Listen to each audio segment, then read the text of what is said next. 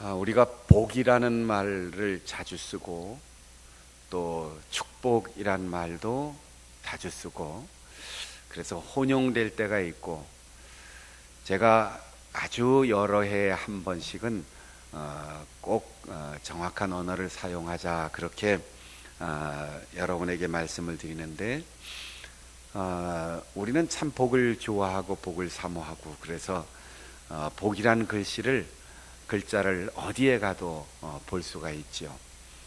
근데 축복이란 말을 우리가 올바르게 쓰려면 복을 빈다라는 말 뒤에는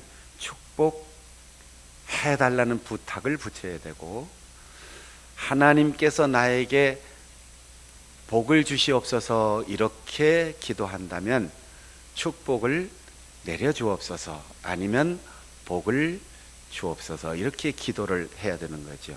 축복은 두 가지 의미가 동시에 담겨 있어요.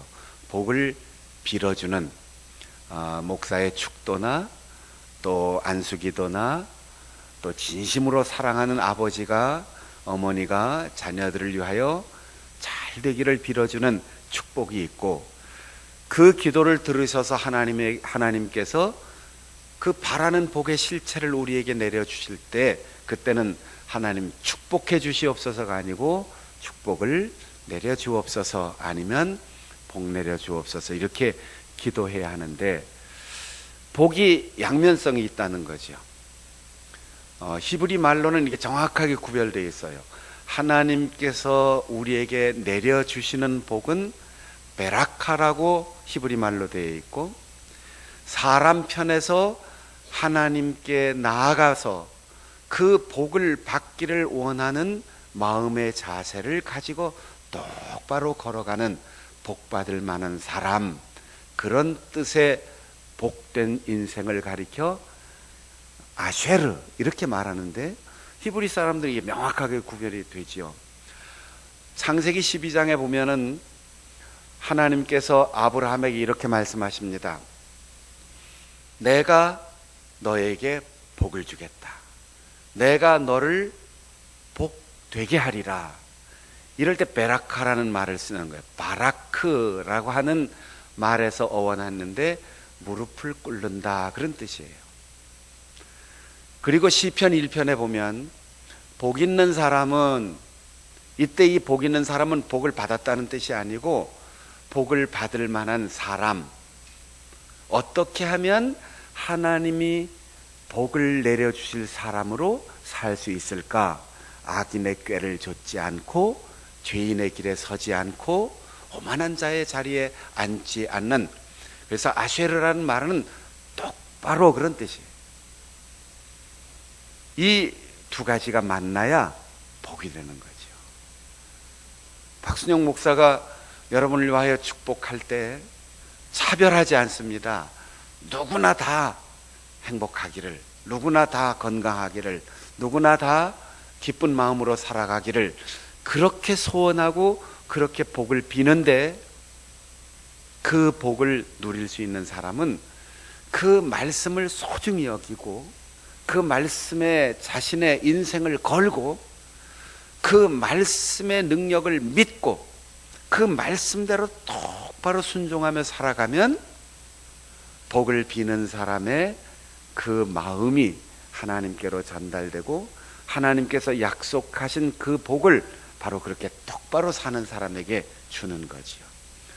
여러분, 아무리 내가 힘이 있어도 이게 마주치지 않으면 소리가 안 나요.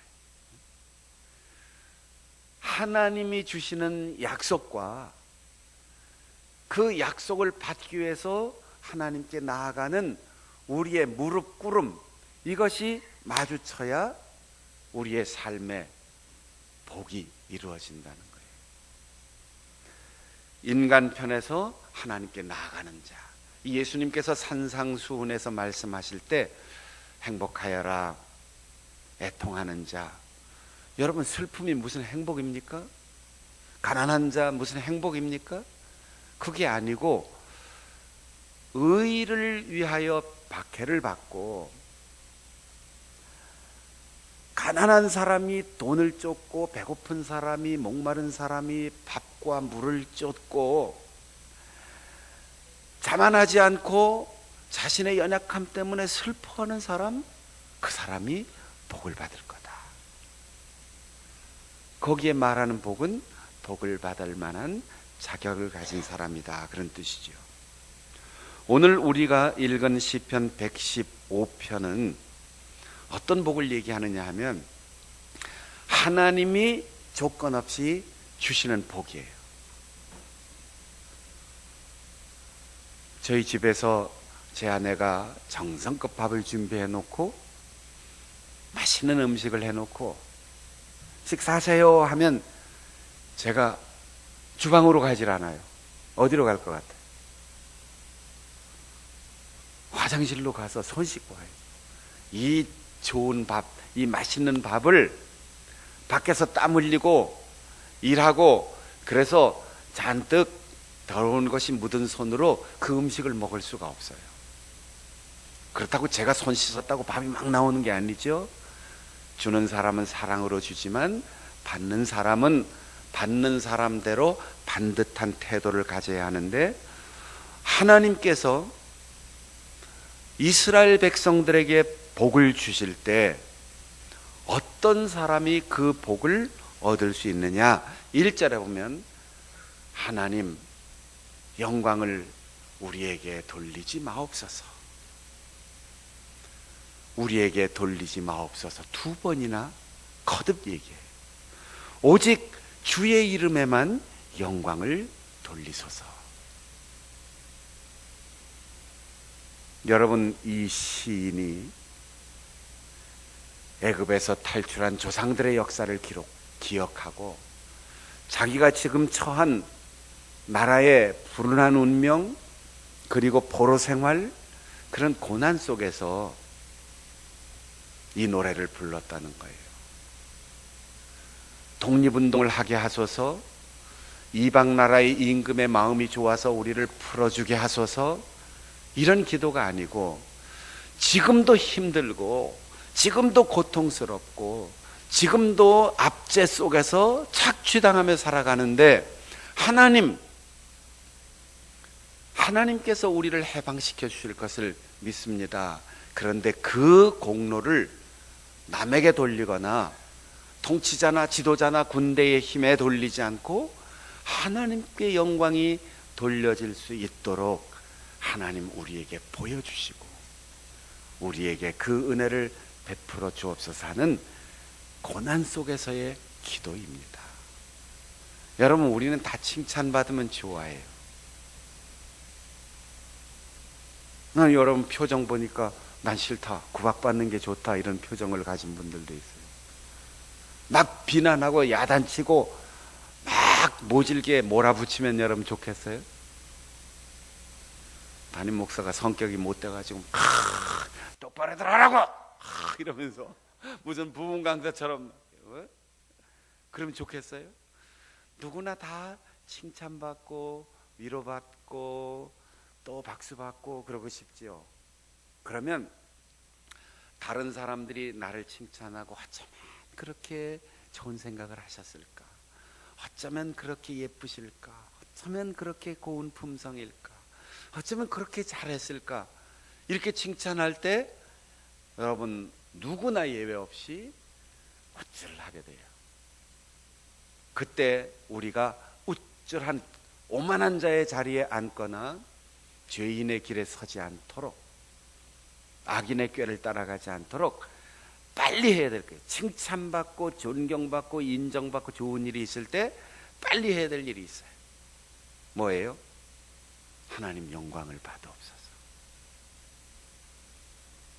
인간관계도요, 거봐 날 만나갖고 행복하지, 이렇게 내 덕분이야, 내가 얼마나 애썼는 줄 알아? 이런 사람 주변에 사람들이 다 떠나갑니다. 참 잘하셨어요, 고마워요 그러면 빨리 덕분입니다. 아이고 당신이 옆에 있었으니까 잘 된 거지. 말 한마디라도 거들어주고 격려해주고 따뜻한 눈빛으로 나를 바라봐 주어서 참 고마워요. 그런 사람에겐 자꾸 사람이 모여들게 돼 있어요. 그런 사람이 대인관계 성공하는 거예요. 누가 좋은 일 있다 그러면 그건 넌 몰라서 그렇지 내가 다 뒤에서 도와줘서 그런 거야. 이러면 그 사람 인기 떨어지는 거예요. 하나님 앞에서 감사합니다 그러면 그걸로 끝나면 안 돼요. 모든 영광 주님께서 받으옵소서. 올 한 해를 돌아보니까 참 나는 재수가 좋아. 나는 재주가 좋아. 나는 능력 있어. 똑똑해. 참 부지런히 일했지. 숨 한 번 못 쉬고 여기까지 달려왔는데 그래도 이만하면 성공했지. 하나님 모든 영광을 받으옵소서. 하나님의 은혜입니다. 당신 덕분입니다. 아버지, 어머니, 형제들, 그리고 믿음의 식구들, 여러분을 위하여 기도하는 모든 사람들의 그 배후의 기도를 잊지 말고 덕분입니다. 감사합니다. 영광을 받으옵소서. 그 사람이 하나님이 주시는 복을 누릴 만한 사람이라는. 따라해 보겠습니다. 하나님 감사합니다. 하나님의 은혜입니다. 덕분입니다. 영광을 받으옵소서. 우리 앞뒤 좌우 보면서 한 해를 돌아보면서 이렇게 서로 인사했으면 좋겠어요. 덕분입니다. 감사합니다. 사랑합니다.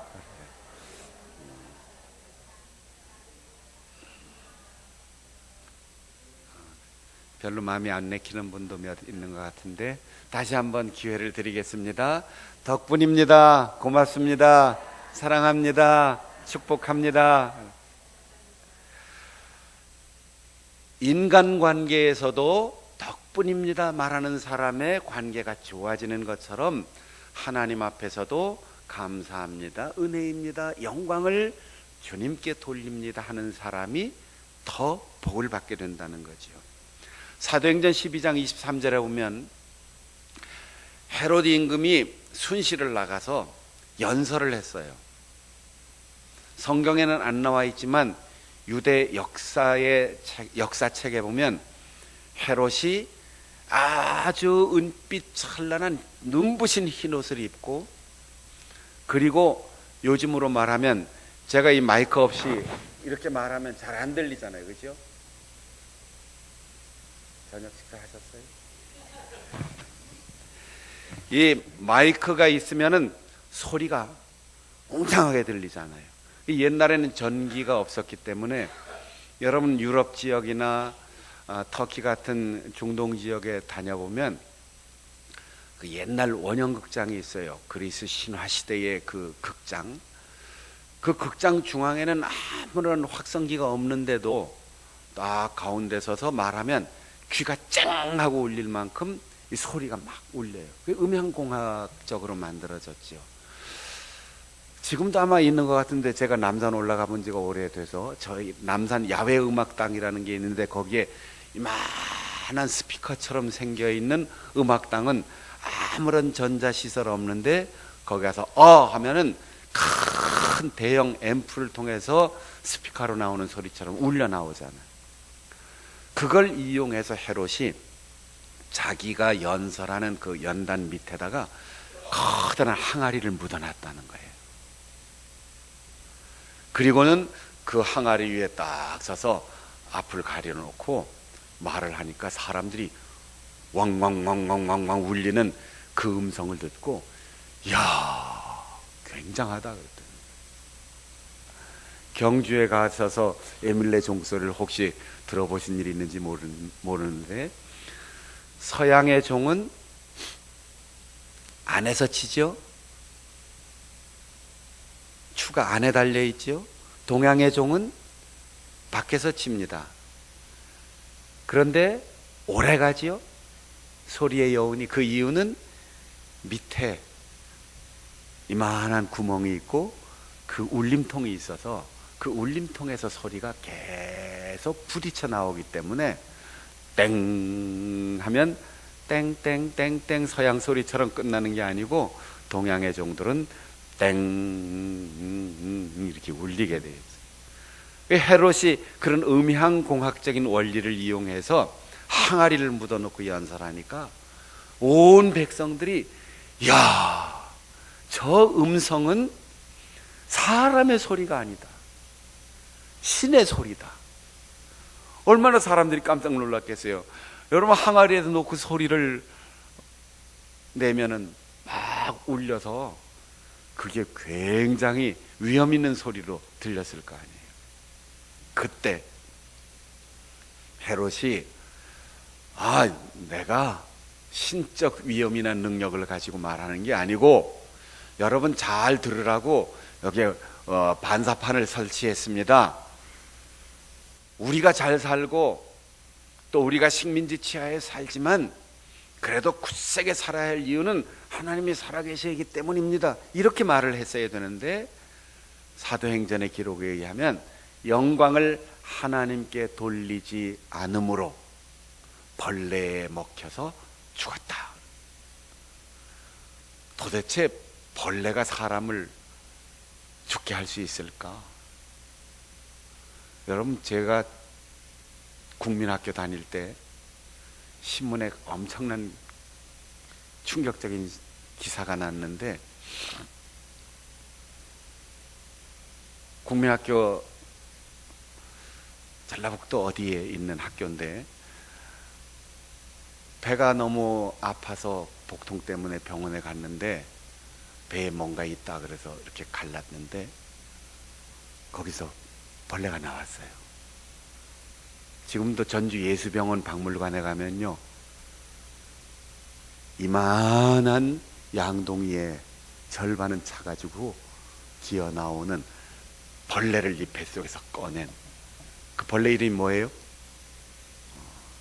요즘은 그런 거 찾아볼 수도 없는데 옛날에 우리나라가 그랬었다고요. 벌레 먹어서 죽었어요. 헤롯 임금이 하나님께서 보내신 사람, 혹은 야, 하나님인가 봐, 이렇게 사람들이 칭찬하는데 나는 사람입니다, 하나님께 영광을 돌립시다, 이렇게 겸손하게 낮추지 않았기 때문에 회충이 창자를 뚫고 백가족을 뚫고 나와서 죽었다는 거예요.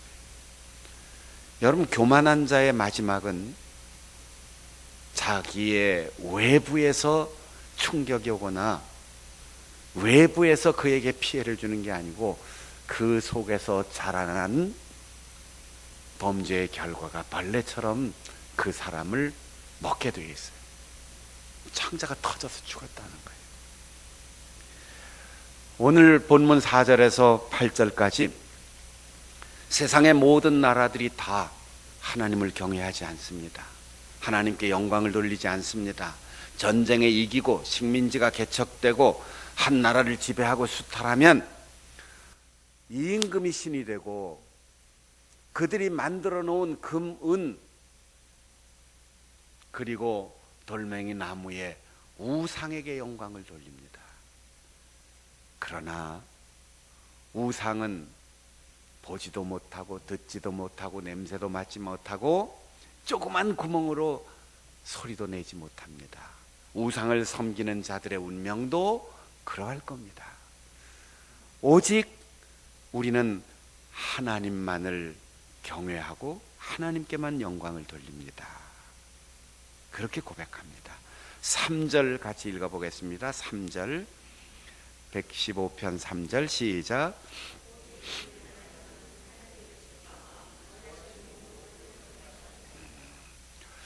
이스라엘 백성들이 그들 조상들의 역사를 여기까지 돌아보니까, 그리고 지금도 자신들이 살고 있는 현 시대를 돌아보니까,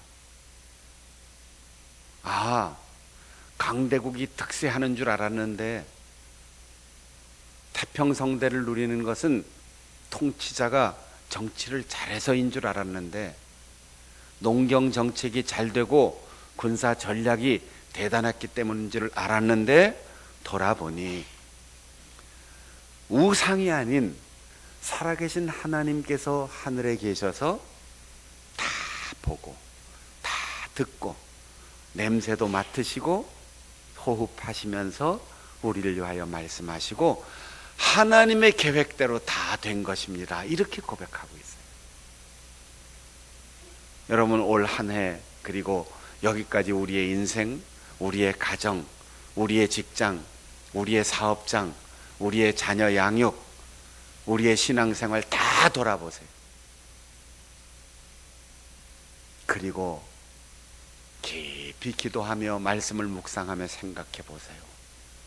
소름이 끼칠 만큼 그때 내가 선택한 줄 알았는데 하나님께서 이끌어 주셨습니다. 그때 내가 손 내밀었는 줄 알았는데 하나님이 내 손을 잡아 주셨습니다. 그때 그 사람 덕인 줄 알았더니 하나님이 그 사람을 나에게 보내주셨습니다. 그때 내가 힘을 낸 줄 알았더니 하나님께서 성령으로 나에게 위로와 힘을 주셨습니다.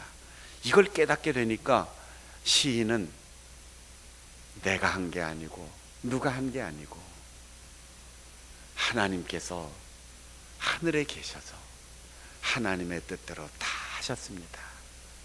그래서 나는 오직 은혜로 복을 누렸습니다. 이렇게 고백을 하는 거죠. 그래서 9절에 이스라엘아 여호와를 의지하라. 4절부터 8절까지 우상의 덧없음을 쭉 얘기했어요. 보지도 못하고 듣지도 못하고 냄새도 맡지 못하고 구멍을 뚫어 놓아도 조그만 소리도 내지 못하는 우상, 신전 안에 들어서 캄캄하게 사람들에게 군림하는 것 같지만 아무것도 아닌 그 우상을 섬기는 민족과 개인에게는 희망이 없다. 하나님께서 그 뜻대로 우리를 여기까지 이끌어 주셨으니 이스라엘아 여호와를 의지하라. 여기 의지한다라는 히브리 말은 이런 뜻이에요. 재난이 일어났어요. 지진이 나고 바람이 불어오고 폭우가 쏟아지고 그럴 때 급하면 대피해야 되잖아요. 대피소를 향해서 최선을 다하여 달려가서 안전지대에 딱 들어간 순간 거기서는 뛸 필요도 없고 걸을 필요도 없고 살필 필요도 없어요. 나오라고 그래도 나가지도 않아요. 딱 고정해서 붙들고 있는 그 상태를 의지한다. 여러분, 들락날락 하지 마세요. 왔다 갔다 하지 마세요. 두리번거리지 마세요. 방황하지 마세요. 아무리 쓰나미가 몰려오고 아무리 폭풍과 닥치고 아무리 어두운 밤이 와도 하나님께로 달려가세요. 그리고 그 하나님의 품에서 두리번거리지 말고 한순간도 의심하지 말고 하나님께 딱 달라붙어서 예배하고 찬양하고 기도하고 말씀 듣고 그 하나님의 품에서 살아간다면 주 날개 밑 내가 평안히 쉬리로다. 그렇게 노래하며 인생을 살아갈 수 있을 것입니다. 11절에 그러므로 너희는 여호와를 경외하라. 하나님은 여호와를 경외하는 자에게 복을 주신다 그랬어요. 경외라는 말은 두려워한다는 뜻이에요. 우리가 복을 받지 못하는 이유가 있어요. 그것은 하나님을 잊고 살고 하나님을 두려워하지 않기 때문이에요. 저는 목회를 하면서도 여러 교회를 목회하고 또 여러 사람을 만나고 40년 목회를 이제 하면서 많은 사람들을 만나봤어요. 기질이 거센 사람, 두려움이 없는 사람, 용감해서 좋을 것 같은데 하나님이 주시는 평안과 행복을 누리지 못해요. 바보 같지만 부드럽고 순종적인 사람. 왜? 내가 힘이 없어서가 아니죠. 내가 명예나 지식이나 학식이 없어서가 아니죠. 여러분들이 다 사회에 나가면 얼마나 존경받는 사람들입니까? 그런데 하나님이 주시는 복은 우리의 힘으로 받을 수 있는 게 아니에요. 우리의 지혜나 지식이나 업적으로 받는 게 아니에요. 우리가 남들보다 엄청난 많은 시간과 많은 재물과 많은 봉사의 직분을 받아 충성해도 그건 당연한 것이고, 그건 복을 받을 조건이 되는 게 아니에요. 하나님이 우리에게 주신 만큼 헌신하고 봉사해야 돼요. 건강하면 몸을 드려야 되고, 지혜로우면 봉사의 직분을 감당해야 되고, 하나님 물질의 축복을 주셨으면 선교하고 사람을 길러내는 일에 봉사해야 하는데, 하나님이 복을 주시는 것은 하나님을 두려워하는 마음을 가진 사람. 많은 사람들이 다퉈요. 하나님이 내 배후에 있다. 근데 하나님이 그 사람 배후에 있다는 생각을 못하는 거지. 내 하나님이라고만 생각하는 거지. 그러니까 목사님들끼리 싸우고, 목사님하고 장로님하고 싸우고, 부부가 다투고.